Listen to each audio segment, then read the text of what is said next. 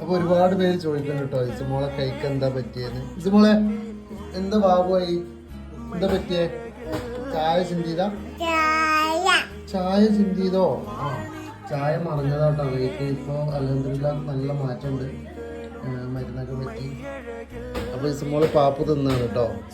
അപ്പോൾ കുറച്ച് ദിവസമായിട്ട് നമ്മൾ ഓർഡർ ഒന്നും എടുക്കലില്ല, അവർക്ക് വയ്യാഞ്ഞിട്ട്. അപ്പോൾ അൽഹംദുലില്ലാ നിങ്ങളെ പ്രാർത്ഥന കൊണ്ടൊക്കെ ഇതൊക്കെ ഓക്കെ ആയി വരുന്നുണ്ട് കേട്ടോ. ഓക്കെ കാണിച്ച സെറ്റല്ലേ? Okay okay. ഈ തട്ടത്തിൽ പാട്ടടിക്കാം.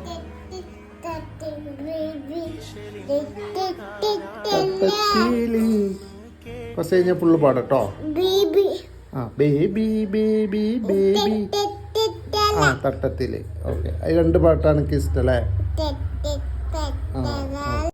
മാണിക്യ കല്ലേനിൻ കൊഞ്ചും തേൻമൊഴികളും മയ്യഴകിൽ വിടരുന്ന ചെറുമിഴികളും. മാണിക്യ കല്ലേനിൻ കൊഞ്ചും തേൻമൊഴികളും മയ്യഴകിൽ വിടരുന്ന ചെറുമിഴികളും.